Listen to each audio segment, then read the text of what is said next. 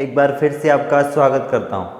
मित्रों, हम बात कर रहे थे भारत के संवैधानिक विकास की और पिछली क्लास में हमने चर्चा की थी संवैधानिक विकास की पृष्ठभूमि की कि किस प्रकार से भारत में ईस्ट इंडिया कंपनी का आगमन होता है और महारानी एलिजाबेथ प्रथम द्वारा भारत में 15 वर्षीय चार्टर द्वारा व्यापार की निमंत्रण मिलता है। उसके बाद में जेम्स प्रथम द्वारा व्यापार की अनुमति मिलती है। धीरे धीरे कंपनी भारत की राजनीति में अपना हस्तक्षेप करना शुरू कर देती है और इसी बीच बंगाल पर नियंत्रण करना चाहती है और बंगाल और कंपनी के बीच में मतभेद होते हैं और दो महत्वपूर्ण युद्ध होते हैं, 1757 का प्लासी का युद्ध और उसके बाद में 1764 में बक्सर का युद्ध। इन दोनों युद्धों के बाद अंग्रेजी सरकार ने भारत में 1765 में बंगाल, बिहार और उड़ीसा इन तीनों ही राज्यों में दीवानी और राजस्व अधिकार प्राप्त कर लिए। मित्रों, दीवानी और राजस्व अधिकार का मतलब है कि अब कंपनी इन तीनों ही राज्यों में कर वसूलती है। तो इस प्रकार धीरे धीरे भारतीयों को यह लगने लगा कि कंपनी भारत में व्यापार के उद्देश्य से आती है, लेकिन धीरे धीरे भारत में किलेबंदी करना शुरू कर देती है, अपनी सेना को संगठित करना शुरू कर देती है। तो इस प्रकार अंग्रेजी सरकार के इन कदमों से भारतीयों के मन में कहीं विरोध था और अब अंग्रेजी सरकार भी चिंतित थी कि कंपनी भारत में व्यापार करने के लिए जाती है और दो महत्वपूर्ण युद्ध हो जाते हैं। तो इस प्रकार अब ब्रिटेन की सरकार कंपनी पर कुछ नियंत्रण करना चाहती थी और नियंत्रण करने के लिए ब्रिटेन की सरकार द्वारा कुछ एक्ट बनाए जाते हैं कि उनके माध्यम से कंपनी पर नियंत्रण किया जा सके। लेकिन मित्रों, ब्रिटेन की सरकार द्वारा भारतीयों को इस प्रकार से महसूस कराया जाता है कि ब्रिटेन की सरकार जो भी अधिनियम बना रही है, जो भी एक्ट बना रही है, वो भारतीयों के हित में बना रही है, जबकि ब्रिटेन की सरकार का मुख्य उद्देश्य था कि कंपनी के शासन को किस प्रकार से नियंत्रित किया जाए और भारत में शासन का संचालन किस प्रकार से किया जाए। ये जो सभी उद्देश्य थे, कंपनी के अपने उद्देश्य थे, भारतीयों का इन उद्देश्य से कोई लेना देना नहीं था। तो हम बात करते हैं संवैधानिक विकास में कि कंपनी के लिए कौन कौन से अधिनियम बनाए गए और वही भारतीय संविधान के विकास में महत्वपूर्ण अधिनियम हैं। हम देखते हैं संवैधानिक विकास की बात करते हैं तो सबसे पहले प्रश्न है कि संवैधानिक विकास कहते हैं किसे। मित्रों, संवैधानिक विकास हमारे भारत के संविधान के निर्माण से पूर्व जिस प्रकार कंपनी द्वारा या ब्रिटेन की सरकार द्वारा शासन का संचालित किया जाता था और जो अधिनियम बनाए गए, जो एक्ट बनाए गए, उनकी बातें हम संवैधानिक विकास में करते हैं। संवैधानिक विकास की हम बात करें तो इसके हम 3 भागों में देखते हैं। सबसे पहले एक जो रहेंगे कंपनी के अधिकार पत्र, कंपनी के अधिकार पत्र। दूसरे रहेंगे रेगुलेटिंग एक्ट, रेगुलेटिंग एक्ट।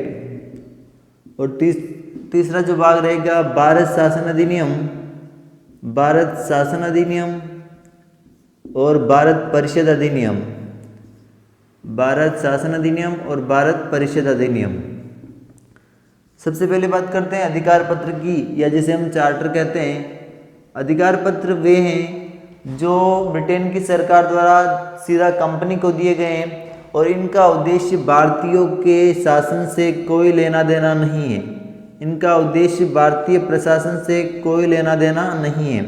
जैसे कि 1600 ईस्वी में कंपनी को एक अधिकार पत्र मिलता है और उसी के बाद 1726 में भी कंपनी को एक अधिकार पत्र मिलता है जिसमें कंपनी के व्यापारिक कार्यों के बारे में बताया गया है कि कंपनी को व्यापार में कौन कौन से अधिकार दिए गए। तो वे अधिकार पत्र जिनका भारतीय शासन से कोई लेना देना नहीं है, उन्हें हम अधिकार पत्र में कहेंगे। 1600 का एक अधिकार पत्र, 1726 का अधिकार पत्र। अब बात करते हैं रेगुलेटिंग एक्ट की कि रेगुलेटिंग अधिकार कौन कौन से हैं, रेगुलेटिंग एक्ट कौन कौन से हैं। तो वे अधिनियम जिनका भारतीय प्रशासन से कुछ संबंध है। तो रेगुलेटिंग एक्ट वे हैं जिसके द्वारा कंपनी को रेगुलेट करना, और रेगुलेट एक्ट इसलिए बनाए जाते हैं कि इससे कंपनी पर किस प्रकार से नियंत्रण किया जा सके। तो इसमें हमारा सबसे पहला जो एक्ट रहेगा 1773 का रेगुलेटिंग एक्ट। उसके बाद में रहेगा 1784 का पिट्स इंडिया एक्ट, 1784 का पिट्स इंडिया एक्ट। उसके बाद में रहेगा 1793 का चार्टर अधिनियम। उसके बाद में रहेगा 1813 का चार्टर अधिनियम, उसके बाद में 1833 का चार्टर अधिनियम और अंत में रहेगा 1853 का चार्टर अधिनियम। रेगुलेटिंग एक्ट में जो भी अधिनियम रहेंगे 1773 से लगाकर 1858 की क्रांति से 57 की क्रांति से पूर्व जो अधिनियम रहेंगे वो रहेंगे रेगुलेटिंग एक्ट के तहत। तो रेगुलेटिंग एक्ट के तहत हम जो शासन में नियमों का या अधिनियमों की बात करेंगे तो 1773 से 1853 तक जो भी अधिनियम बनाए गए वो रेगुलेटिंग एक्ट में होंगे। इसे हम कंपनी के शासन में भी देखते हैं। कंपनी का शासन, कंपनी का शासन, और इसे हम कहेंगे ताज का शासन। ताज का शासन, ताज का शासन रहता है 1858 से 1947 तक। जो भी अधिनियमों की चर्चा करेंगे वो ताज के शासन में करेंगे। देखिएगा मित्रों, ताज के शासन में हम सबसे पहले बात करेंगे 1858 का भारत शासन अधिनियम। 1858 का भारत शासन अधिनियम, 1861 का भारत परिषद अधिनियम, भारत परिषद अधिनियम, 1892 का भारत परिषद अधिनियम, उसके बाद में 1909 का भारत परिषद अधिनियम, भारत परिषद अधिनियम, 1919 का भारत शासन अधिनियम और 1935 का भारत शासन अधिनियम और सबसे अंत में रहेगा 1947 का भारतीय स्वतंत्रता अधिनियम। तो संवैधानिक विकास को समझने के लिए हमने दो भागों में देखा। एक था हमारा कंपनी का शासन और दूसरा था ताज का शासन। कंपनी के शासन के अंतर्गत हम उन अधिनियमों की चर्चा करेंगे जो कंपनी द्वारा बनाए गए और ताज के शासन में 1858 से 1947 तक जो अधिनियम बनाए गए उनकी चर्चा हम ताज के शासन में करते हैं। अब आपके मन में प्रश्न होगा कि हमने संवैधानिक विकास के इन दो आधारों को किस प्रकार से विभाजित किया। तो मित्रों ध्यान दीजिएगा, 1857 में एक महत्वपूर्ण क्रांति होती है और इस क्रांति के बाद भारत में शासन का संचालन ब्रिटेन की ताज द्वारा, ब्रिटेन के ताज या क्राउन या सम्राट द्वारा किया जाता था। तो अब जो शासन का संचालन होता है सीधा ब्रिटेन से होता है। तो इस प्रकार से 1858 से 1947 तक जो अधिनियम की हम चर्चा करते हैं वो ताज के शासन में करते हैं। आगे हम सबसे पहले बात करेंगे 1773 के रेगुलेटिंग एक्ट।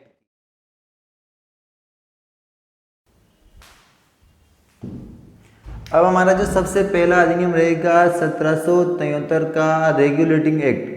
1773 का रेगुलेटिंग एक्ट,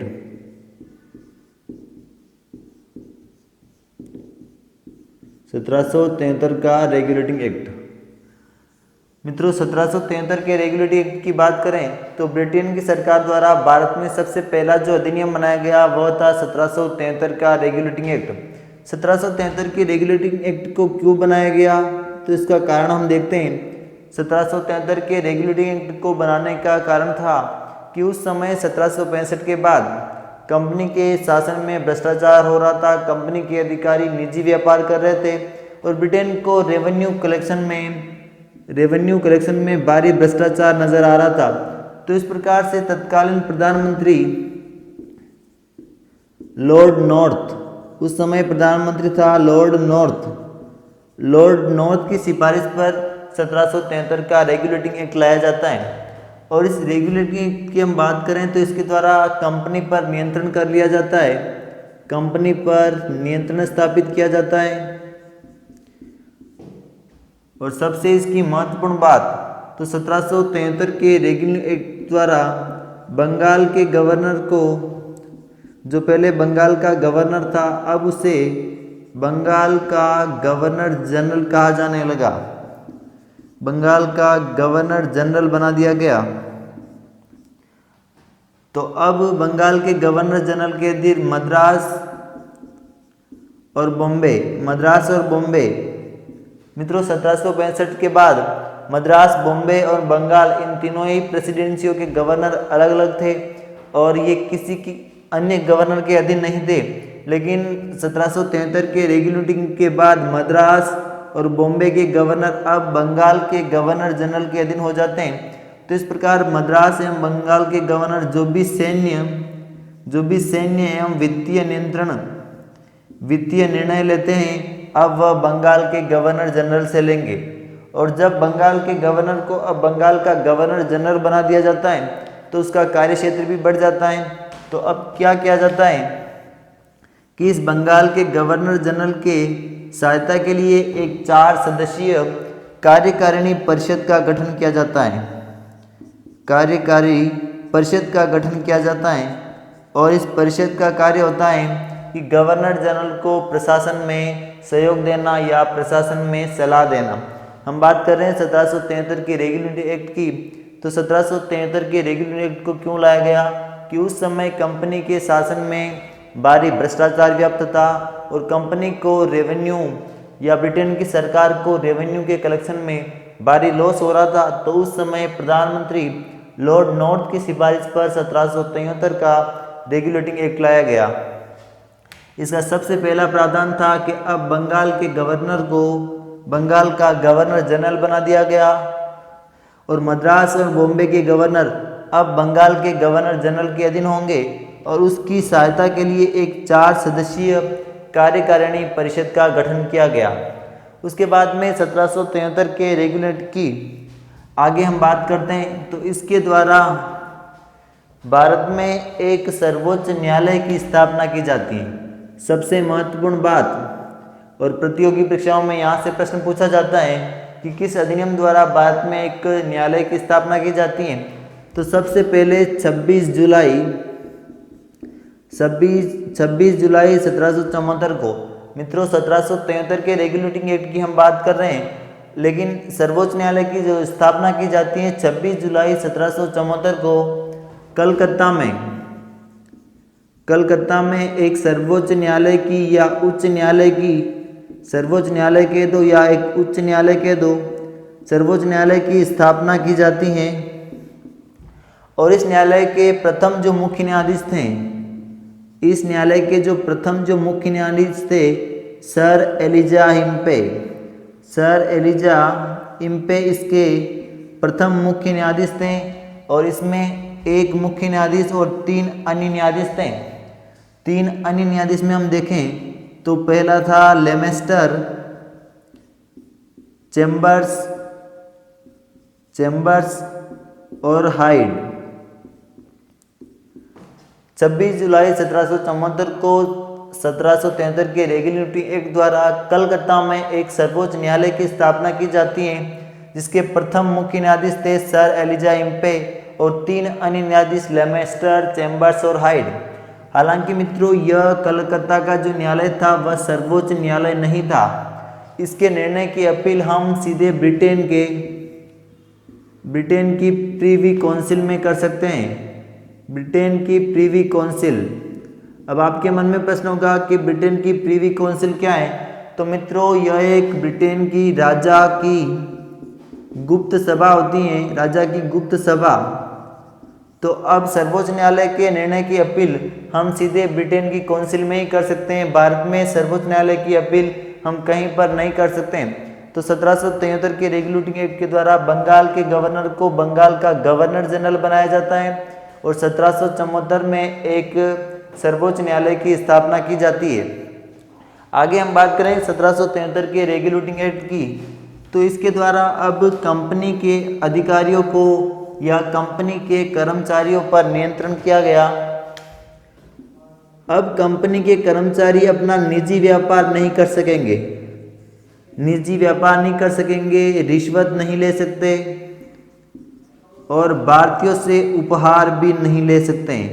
तो इस प्रकार से कंपनी के कर्मचारी भारत में अपना निजी व्यापार नहीं कर सकते हैं, उपहार नहीं ले सकते हैं, रिश्वत नहीं ले सकते हैं। और अब कंपनी को व्यापार करने के लिए लाइसेंस लेना अनिवार्य कर दिया। तो इस प्रकार हमने बात की 1773 के रेगुलेटिंग एक्ट की इसकी जो सबसे महत्वपूर्ण बात है या जो प्रतियोगी परीक्षा में प्रश्न पूछा जाता है तो इसके द्वारा बंगाल के गवर्नर को बंगाल का गवर्नर जनरल कर दिया जाता है। और बंगाल का जो प्रथम गवर्नर जनरल था, प्रथम गवर्नर जनरल, ये भी आप देख लीजिएगा, बंगाल का प्रथम गवर्नर जनरल था वॉरेन हेस्टिंग्स। बंगाल का जो प्रथम गवर्नर था वॉरेन हेस्टिंग्स। और उसके द्वारा 1774 में एक सर्वोच्च न्यायालय की स्थापना की जाती है कलकत्ता में, जिसके प्रथम मुख्य न्यायाधीश सर एलिजा इम्पे और इसके 3 अन्य न्यायाधीश लेमेस्टर, चैम्बर्स और हाइट। और इसके द्वारा प्रीवी काउंसिल में, ब्रिटेन की प्रीवी काउंसिल में इस न्यायालय की अपील की जा सकती है। आगे हमने बात की कि कंपनी के निजी व्यापार पर नियंत्रण कर दिया गया और निजी व्यापार के लिए अब लाइसेंस लेना अनिवार्य कर दिया। अब हमारा जो अगला अधिनियम रहेगा वह रहेगा 1781 का एक्ट ऑफ सेटलमेंट।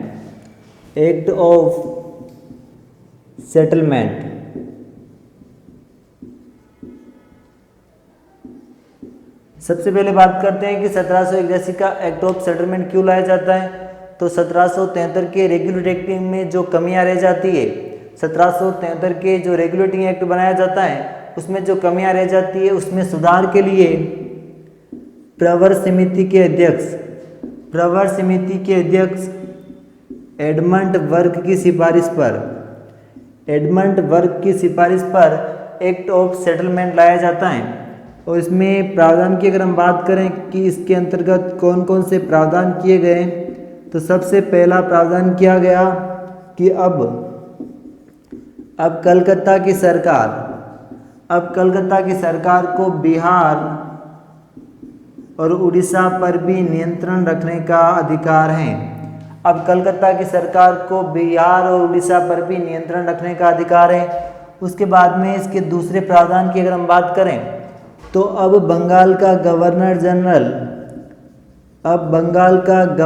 जनरल सर्वोच्च न्यायालय के निर्णय से मुक्त रहेगा।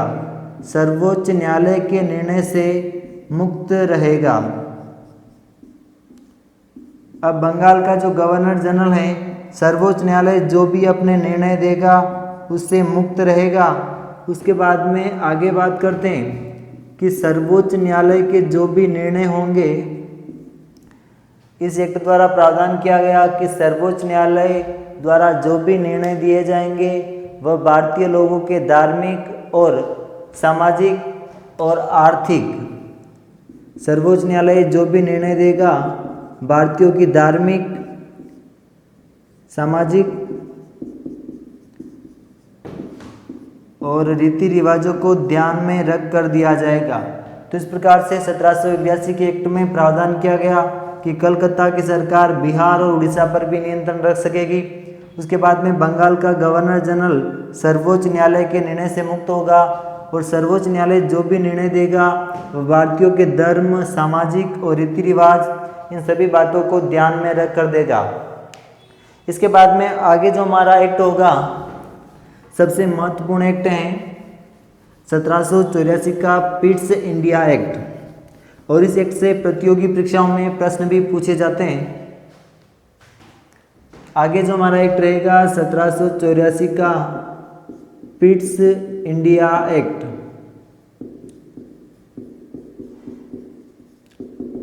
सबसे पहले बात करते हैं कि इसे पिट्स इंडिया एक्ट क्यों कहा जाता है। तो इसे तत्कालीन ब्रिटिश प्रधानमंत्री विलियम पिट के द्वारा ब्रिटेन की संसद में प्रस्तुत किया जाता है। इसलिए ब्रिटेन के प्रधानमंत्री विलियम पिट के नाम पर इसे पिट्स इंडिया एक्ट कहा जाता है। अब इसे लाने के उद्देश्य की अगर हम बात करें तो इस एक्ट को इसलिए लाया जाता है कि 1773 में जो रेगुलेटिंग एक्ट बनाया जाता है उसमें कुछ व्यापारिक कमियां रह जाती है। तो इसके लिए क्या होता है कि 1773 के एक्ट की जो कमियां हैं उसके लिए 1783 में डंडाज अधिनियम लाया जाता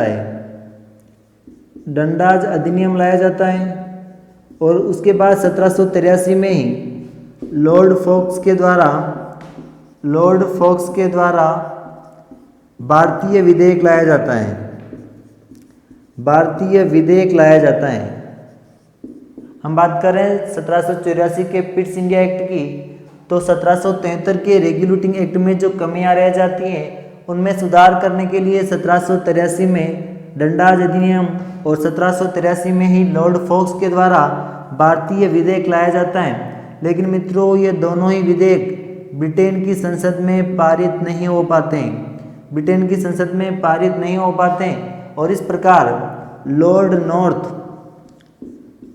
नॉर्थ और उसकी गठबंधन सरकार लॉर्ड नॉर्थ और फोक्स की गठबंधन सरकार को त्याग पत्र देना पड़ता है। मित्रों, सबसे महत्वपूर्ण बात कि किसी भारतीय विषय पर एक अंग्रेजी सरकार को त्याग पत्र देना भारतीय राजनीति में प्रथम और अंतिम उदाहरण देखने को मिलता है। तो विलियम पिट के नाम पर इसे पिट्स इंडिया एक्ट कहा जाता है। इसे लाने का उद्देश्य क्या था कि 1773 के रेगुलेटिंग एक्ट में जो कमियां रह जाती हैं उसके लिए 1783 में डंडाज अधिनियम लाया जाता है। लॉर्ड फोक्स द्वारा भारतीय विधेयक लाया जाता है जो ब्रिटेन की संसद में पारित नहीं हो पाता है और इस प्रकार लॉर्ड नॉर्थ की और लॉर्ड फोक्स की गठबंधन की जो सरकार है उसे त्याग पत्र देना पड़ता है। तो इस प्रकार वह सरकार गिर जाती है। अब हम आगे बात करते हैं कि 1784 के पिट्स इंडिया एक्ट में क्या क्या प्रावधान किए गए। तो मित्रों, 1784 के एक्ट की अगर हम बात करें तो भारतीय राजनीति में ब्रिटिश सरकार का इसमें स्पष्ट उद्देश्य देखने को मिलता है कि ब्रिटिश सरकार अब भारत में व्यापार भी करेगी और राजनीति भी करेगी। तो इस एक्ट के द्वारा सबसे पहले प्रावधान किया गया, इस एक्ट के द्वारा कंपनी के कार्यों को दो अलग अलग भागों में विभाजित कर दिया गया कि अब कंपनी राजनीतिक भी करेगी, एक कार्य था राजनीतिक और एक व्यापारिक। कंपनी के कार्यों को अलग अलग भागों में विभाजित कर दिया, कंपनी राजनीति भी करेगी और व्यापार भी करेगी। और कंपनी को सलाह देने के लिए दो संस्थाओं का गठन किया जाता है, बोर्ड ऑफ कंट्रोल और बोर्ड ऑफ डायरेक्टर्स। तो कंपनी को सलाह देने के लिए दो संस्थाओं का गठन किया जाता है, बोर्ड ऑफ कंट्रोल और बोर्ड ऑफ डायरेक्टर्स। इसे हम निदेशक मंडल कहते हैं, निदेशक मंडल, और इसे हम नियंत्रण मंडल। तो कंपनी को सलाह देने के लिए दो संस्थाओं का गठन किया जाता है, बोर्ड ऑफ कंट्रोल और बोर्ड ऑफ डायरेक्टर्स। इसमें जो सदस्यों की संख्या है 6 हैं और इसमें जो सदस्यों की संख्या रहेगी वह रहेगी 24। और इस निदेशक मंडल का कार्य था कि कंपनी को व्यापारिक कार्य में सलाह दें और बोर्ड ऑफ कंट्रोल का कार्य था कि कंपनी को राजनीतिक कार्य में सलाह दें। तो इस प्रकार 1784 के एक्ट द्वारा ब्रिटिश सरकार द्वारा स्पष्ट कर दिया जाता है कि अब कंपनी भारत में व्यापार भी करेगी और राजनीति भी करेगी और इसके लिए दो संस्थाओं का अलग अलग गठन कर दिया जाता है कि बोर्ड ऑफ कंट्रोल राजनीति में कंपनी को सलाह देगी और बोर्ड ऑफ डायरेक्टर्स कंपनी को व्यापार में सलाह देगी। उसके बाद में आगे हम इस अधिनियम की बात करें तो इस अधिनियम के द्वारा आगे हम बात करें तो इस अधिनियम द्वारा नियंत्रक मंडल को यह शक्ति दी जाती है कि वह ब्रिटिश भारत में सभी सैन्य नागरिक और राजस्व से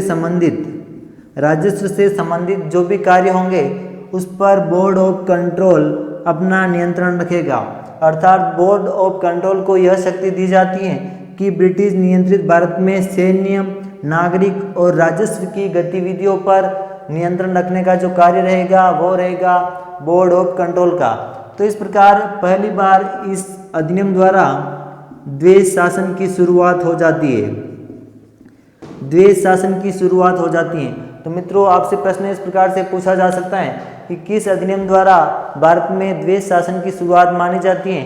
तो 1784 के पिट्स इंडिया एक्ट द्वारा दो संस्थाओं का गठन किया जाता है, बोर्ड ऑफ कंट्रोल और बोर्ड ऑफ डायरेक्टर्स। अर्थात व्यापार करने के लिए अलग संस्था और राजनीति करने के लिए अलग संस्था का गठन किया जाता है। तो इस प्रकार 1784 के पिट्स इंडिया एक्ट से भारत में द्वेष शासन की शुरुआत हो जाती है। उसके बाद में आगे बात करें तो इस अधिनियम का महत्व क्या है। तो इस अधिनियम में सबसे पहले कि ब्रिटिश नियंत्रित क्षेत्र को या ब्रिटिश भारतीय क्षेत्र को पहली बार ब्रिटिश आधिपत्य का क्षेत्र कहा गया। इस अधिनियम द्वारा ब्रिटिश नियंत्रित भारत को पहली बार ब्रिटिश आधिपत्य का क्षेत्र कहा गया। और उसके बाद में इस अधिनियम में कहा गया कि ब्रिटिश भारत में सभी गतिविधियों पर या सभी प्रशासन पर कंपनी का नियंत्रण होगा। तो इस प्रकार से 1784 के एक्ट में कंपनी के राजनीतिक और व्यापारिक कार्य दोनों अलग अलग कर दिए जाते हैं और दो संस्थाओं का गठन किया जाता है। और इस अधिनियम द्वारा भारत में द्वेष शासन की शुरुआत मानी जाती है और इसके द्वारा भारतीय क्षेत्र को पहली बार ब्रिटिश आधिपत्य का क्षेत्र कहा जाता है। उसके बाद में आगे हम बात करें तो इस अधिनियम द्वारा यह अधिकार दिया गया कि अंग्रेज या कंपनी के जो भी अधिकारी हैं उनके विरुद्ध जो भी मुकदमा लड़ना है या उनके विरुद्ध जो भी मामला है उसके लिए ब्रिटेन में एक कोर्ट की स्थापना की जाती है। ब्रिटिश अधिकारियों के विरुद्ध ब्रिटेन में एक कोर्ट की स्थापना की जाती है जिसके द्वारा ब्रिटेन कंपनी के जो भी कर्मचारी हैं उनके विरुद्ध ब्रिटेन में एक कोर्ट की स्थापना की जाती है। और उसके बाद इसका जो अगला प्रावधान है इसमें प्रावधान किया गया कि यदि गवर्नर जनरल भारतीय राजाओं से सैन्य या कोई समझौता या संधि करेगा तो उसके लिए बोर्ड ऑफ डायरेक्टर से स्वीकृति लेना अनिवार्य है। अर्थात इस अधिनियम में कहा गया कि गवर्नर जनरल भारतीय राजाओं से कोई संधि करेगा, समझौता करेगा तो उसके लिए बोर्ड ऑफ डायरेक्टर से स्वीकृति लेना अनिवार्य है। तो इस प्रकार से हमने बात की 1784 के पिट्स इंडिया एक्ट की। इस अधिनियम द्वारा भारत में द्वेष शासन की शुरुआत मानी जाती है। दो संस्थाओं का गठन किया जाता है। व्यापारिक और राजनीतिक दोनों कार्यों को कंपनी के अलग अलग कार्यों में बांटा जाता है। इसके बाद में अगला जो हमारा अधिनियम रहेगा 1786 का चार्टर एक्ट। 1786 का चार्टर एक्ट और इस एक्ट के द्वारा प्रावधान किया गया कि अब जो बंगाल का गवर्नर जनरल है या जो गवर्नर जनरल है उसके सहयोग के लिए जो संस्था बनाई गई 4 सदस्यीय परिषद 1786 के चार्टर एक्ट द्वारा प्रावधान किया गया कि जो गवर्नर जनरल के लिए जो परिषद बनाई गई उसके सदस्य गवर्नर जनरल को अपने कार्यों में सलाह देंगे।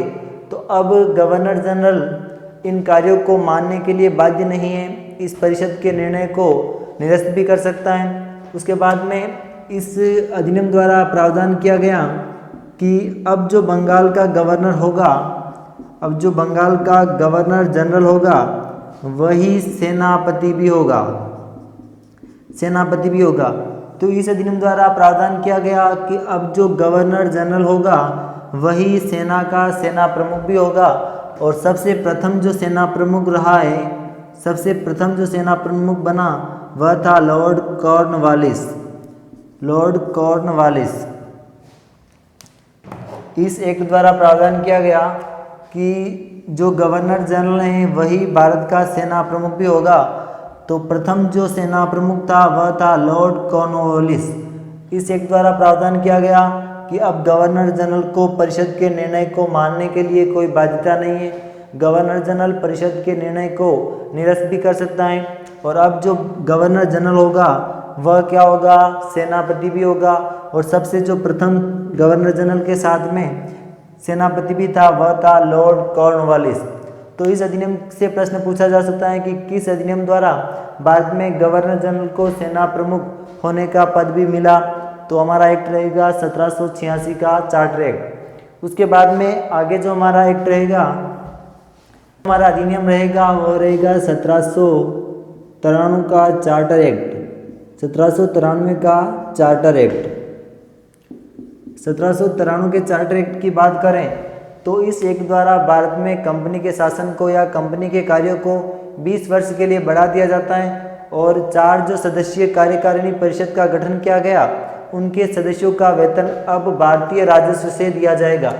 तो इस एक्ट में प्रावधान किया गया कि जो 4 सदस्यीय कार्यकारिणी परिषद हैं, 4 सदस्यीय कार्यकारिणी परिषद हैं, उसका वेतन भारतीय राजस्व से दिया जाएगा, भारतीय राजस्व से दिया जाएगा। 4 सदस्यीय कार्यकारिणी परिषद को वेतन भारतीय राजस्व से दिया जाएगा और उसके बाद में कंपनी के कार्यों को 20 वर्षों के लिए बढ़ा दिया जाता है। इस प्रकार 1793 से अगला जो हमारा 20 वर्ष बाद जो एक्ट होगा वह होगा 1813 का चार्टर अधिनियम। 1793 के एक्ट की हम बात करें तो सदस्यों का वेतन अब भारतीय राजस्व से दिया जाएगा, कंपनी के कार्यों को 20 वर्षों के लिए बढ़ा दिया जाता है और अब इस एक्ट में कहा गया कि सर्वोच्च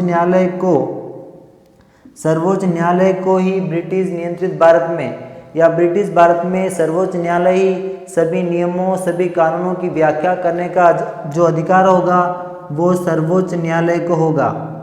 सर्वोच्च न्यायालय को ही अब ब्रिटिश नियंत्रित भारत में सभी कानूनों की व्याख्या करने का जो अधिकार होगा सर्वोच्च न्यायालय को होगा। हम बात कर रहे हैं 1793 के चार्टर एक्ट की। 1793 के चार्टर एक्ट में कंपनी के कार्यों को 20 वर्षों के लिए बढ़ा दिया जाता है और जो 4 सदस्यीय कार्यकारिणी परिषद होती हैं उसके जो सदस्य हैं उसका वेतन अब भारतीय राजस्व से देने का प्रावधान किया जाता है। और इस एक्ट में कहा गया कि सर्वोच्च न्यायालय जो ब्रिटिश नियंत्रित भारत है उसमें सभी नियमों सभी कानूनों की जो व्याख्या करेगा वह सर्वोच्च न्यायालय करेगा। उसके बाद में अगला जो हमारा अधिनियम रहेगा 1793 से 20 वर्षों बाद अगला जो अधिनियम है 1813 का चार्टर अधिनियम। अगला अधिनियम रहेगा 1813 का चार्टर अधिनियम। 1813 का चार्टर अधिनियम। मित्रों 1813 के चार्टर अधिनियम की अगर हम बात करें तो इस अधिनियम के द्वारा भी कंपनी के कार्यों को पुनः 20 वर्षों के लिए बढ़ा दिया जाता है। हमने देखा था इससे पहले जो हमारा अधिनियम था 1793 और इसमें कंपनी के कार्यों को 20 वर्षों के लिए बढ़ाया जाता है। तो 1813 में एक चार्टर अधिनियम आता है और अब जब पुनः कंपनी के कार्यों को 20 वर्षों के लिए बढ़ा दिया जाता है तो इसके बाद में जो हमारा अगला अधिनियम होगा 1813 के बाद 20 वर्षों के बाद जो अधिनियम आएगा वह आएगा 1833 का अधिनियम। इस 1813 के अधिनियम द्वारा क्या प्रावधान किए गए तो इसके प्रावधान की यदि हम बात करें तो इसके प्रावधान में पहला प्रावधान रहेगा कि इस अधिनियम द्वारा ब्रिटेन की जो ईस्ट इंडिया कंपनी थी कंपनी के एकाधिकार को समाप्त कर दिया गया। अर्थात अब कंपनी के साथ साथ अंग्रेज के अन्य व्यापारी भी भारत में व्यापार कर सकेंगे। कंपनी का जो एकाधिकार था कि कंपनी ही केवल भारत में व्यापार करेगी अर्थात अब उसके एकाधिकार को समाप्त कर दिया गया। लेकिन चीन और चाय के साथ कंपनी का एकाधिकार बनाए रखा गया। अर्थात कंपनी चीन और चाय के साथ जो व्यापार करेगी वह केवल ईस्ट इंडिया कंपनी ही कर सकती हैं। उसके अलावा भारत में दूसरा जो व्यापार है अंग्रेजों के या अन्य अंग्रेज व्यापारी भी भारत में व्यापार कर सकते हैं। इस अधिनियम द्वारा भारत में पहली बार भारतीय शिक्षा पर अंग्रेजी सरकार द्वारा भारतीय शिक्षा पर 1 लाख वार्षिक अर्थात साल में 1 लाख शिक्षा पर खर्च करने का प्रावधान किया गया।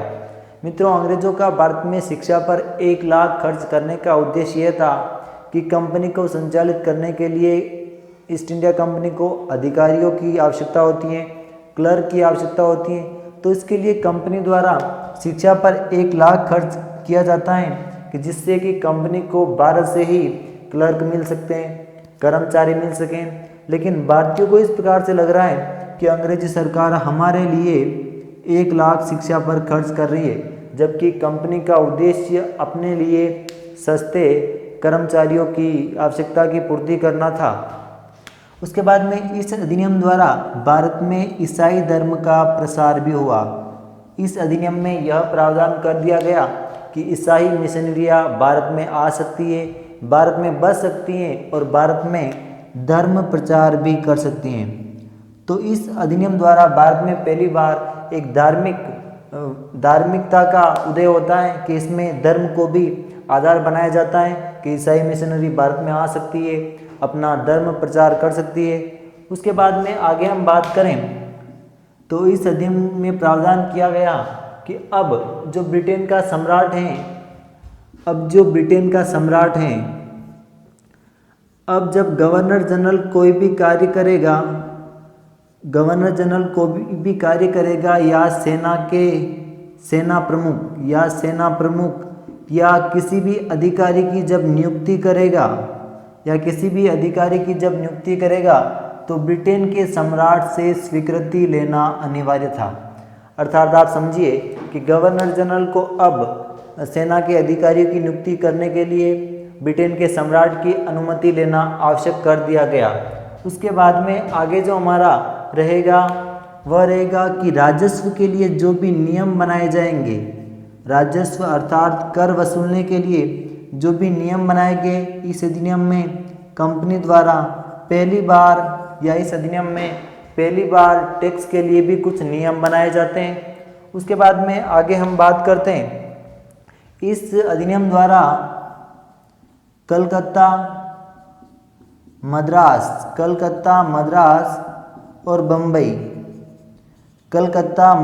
और बम्बई की सरकार द्वारा जो भी अधिनियम या जो भी कानून बनाए जाएंगे उसे ब्रिटिश संसद की अनुमति आवश्यक थी। यदि ब्रिटेन की संसद द्वारा बम्बई, मद्रास और कलकत्ता की सरकार को कानूनी अनुमति नहीं मिलती है तो वह कानून लागू नहीं हो सकता है।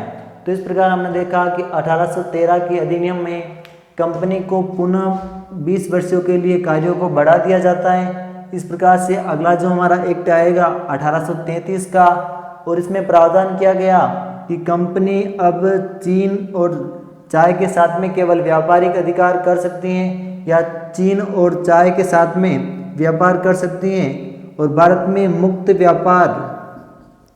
मुक्त व्यापार की शुरुआत भी इसी अधिनियम से मानी जाती है। इस अधिनियम में कहा गया कि अन्य अंग्रेज भी भारत में व्यापार कर सकते हैं, और पहली बार भारत में शिक्षा पर 1 लाख खर्च करने का जो प्रावधान किया गया वो 1813 के अधिनियम में किया गया, और ईसाई धर्म का प्रसार भी 1813 के अधिनियम में देखा जाता है। उसके बाद में कि गवर्नर जनरल जो भी कार्य करेगा या सेना के अधिकारियों की नियुक्ति करेगा वो ब्रिटेन की सम्राट की स्वीकृति लेना आवश्यक है। उसके बाद में भारत में पहली बार राजस्व के लिए या कर वसूलने के लिए कुछ नियम बनाए जाते हैं, और उसके बाद में कलकत्ता, मद्रास और बम्बई की सरकार जो भी कानून बनाती है उसे ब्रिटेन की संसद द्वारा अनुमति लेना आवश्यक है। इसके बाद में अगला जो हमारा अधिनियम रहेगा वो रहेगा 1833 का अधिनियम, 1833 का चार्टर अधिनियम। मित्रों, भारत के प्रशासन में अंग्रेजी सरकार द्वारा केंद्रीकरण की दिशा में जो कार्य किया गया, तो सबसे पहले जो महत्वपूर्ण अधिनियम है वह है 1833 का अधिनियम। इसके द्वारा भारत के प्रशासन में केंद्रीयकरण की शुरुआत की जाती है। भारत के प्रशासन में केंद्रीयकरण की शुरुआत अंग्रेजी सरकार द्वारा की जाती है। इस एक्ट की हम बात करें तो इस एक्ट में प्रावधान की बात करें कि इस एक्ट के द्वारा क्या क्या प्रावधान किए गए। तो मित्रों, अब तक जो गवर्नर था वो बंगाल का गवर्नर जनरल था, लेकिन इस अधिनियम द्वारा प्रावधान किया गया कि अब जो बंगाल का गवर्नर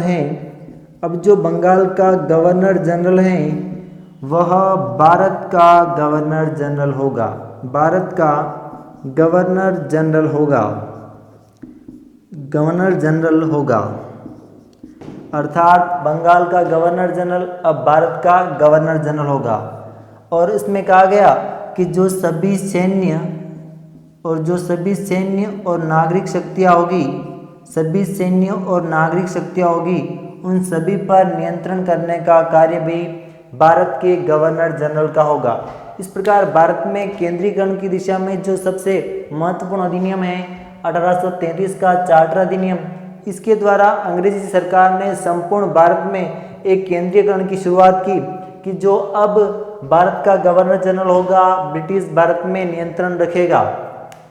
और ऐसा जो सबसे प्रथम गवर्नर था, भारत का प्रथम governor general Lord William Bentinck, Lord William Bentinck, सबसे पहले जो भारत का गवर्नर जनरल बना लॉर्ड विलियम बेंटिक, जिसे भारत में समाज सुधारों का जनक भी कहा जाता है। समाज सुधारों का जनक, समाज सुधारों का जनक किसे माना जाता है? Lord William Bentinck. तो यहाँ से प्रश्न इस प्रकार से पूछा जा सकता है कि किस अधिनियम द्वारा बंगाल के गवर्नर जनरल को भारत का गवर्नर जनरल बना दिया गया? तो हमारा जवाब रहेगा 1833 का चार्टर अधिनियम। और केंद्रीयकरण की दिशा में जो कार्य किया गया सबसे महत्वपूर्ण अधिनियम 1833 का अधिनियम। उसके बाद में आगे हम बात करते हैं कि इस अधिनियम की दूसरी प्रावधान या दूसरा जो प्रावधान क्या है। तो इस अधिनियम द्वारा भारत में दास प्रथा को समाप्त कर दिया गया। भारत में दास प्रथा को समाप्त कर दिया गया। दास प्रथा, इस अधिनियम द्वारा भारत में दास प्रथा को समाप्त कर दिया गया। और दास प्रथा को समाप्त करने के लिए एक आयोग का गठन किया जाता है, एलनबरो आयोग। एलनबरो आयोग का गठन किया जाता है और अंततः और बाद में 1843 में दास प्रथा को समाप्त कर दिया जाता है। दास प्रथा को समाप्त कर दिया जाता है। तो प्रश्न इस प्रकार से भी पूछा जा सकता है कि भारत में किस अधिनियम द्वारा दास प्रथा को समाप्त कर दिया गया? तो वो भी रहेगा 1833 का अधिनियम। तो इसके द्वारा केंद्रीय प्रशासन में महत्वपूर्ण कार्य किया गया। बंगाल के गवर्नर को भारत का गवर्नर जनरल बना दिया और दास प्रथा को समाप्त कर दिया गया। उसके लिए एलनबरो आयोग का गठन किया गया। उसके बाद में आगे जो हमारा रहेगा कि इसके द्वारा तीसरा महत्वपूर्ण प्रावधान कौन सा है?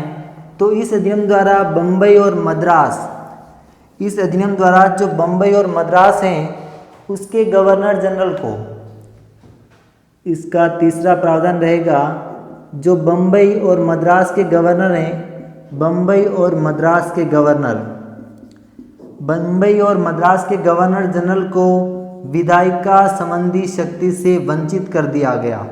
विधायिका संबंधी शक्ति से वंचित कर दिया गया और अब भारत के गवर्नर जनरल को ही भारत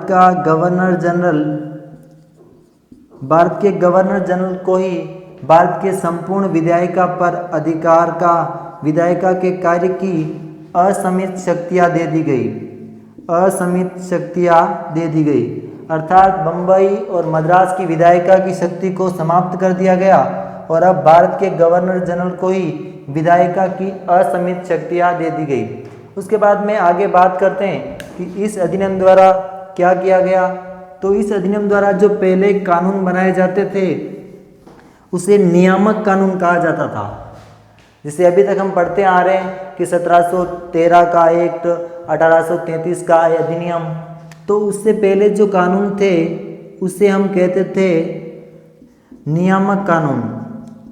नियामक कानून। और इस अधिनियम में जो सबसे पहले कानून बनाए गए उनको नियामक कानून कहते थे और अब जो कानून बनेंगे उन्हें हम कहेंगे अधिनियम। तो इस एक्ट द्वारा जो पहले कानून बनाए जाते थे उन्हें नियामक कानून कहते थे और अब 1833 के बाद में जो भी कानून बनेंगे उसे हम अधिनियम कहेंगे। तो इस एक्ट के बाद में हमारा जो अधिनियम आएगा 1853 का अधिनियम, तो इसे हम कहेंगे 1853 का भारत शासन अधिनियम। इससे पहले जो चार्टर अधिनियम थे, लेकिन अब नियामक कानून को हम क्या कहेंगे? अधिनियम कहेंगे। तो 1853 का जो एक्ट आएगा उसे हम क्या कहेंगे? 1853 का भारत शासन अधिनियम। तो सबसे पहली बात, केंद्रीकरण की दिशा में महत्वपूर्ण कार्य किया गया।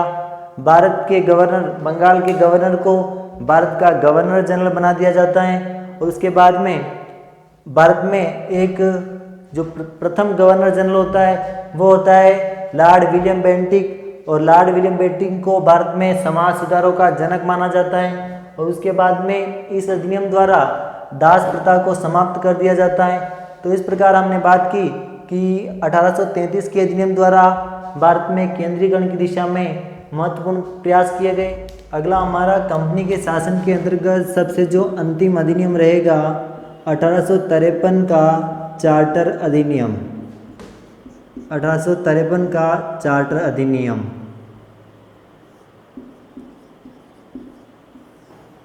ईस्ट इंडिया कंपनी द्वारा हमने संवैधानिक विकास को दो भागों में बांटा था, कंपनी का शासन और ताज का शासन। तो कंपनी के शासन के अंतर्गत हमने चर्चा की थी 1773 से 1858 तक जो अधिनियम बनाए जाते हैं उन अधिनियमों में 1853 का अधिनियम अंतिम अधिनियम है। और इस अधिनियम द्वारा भारत में क्या क्या प्रावधान किए जाते हैं, तो इस अधिनियम द्वारा भारत में सिविल सेवकों के लिए, इस अधिनियम द्वारा सिविल सेवकों के लिए खुली भर्ती का आयोजन कराया जाता है। और इसके लिए लॉर्ड मैकाले समिति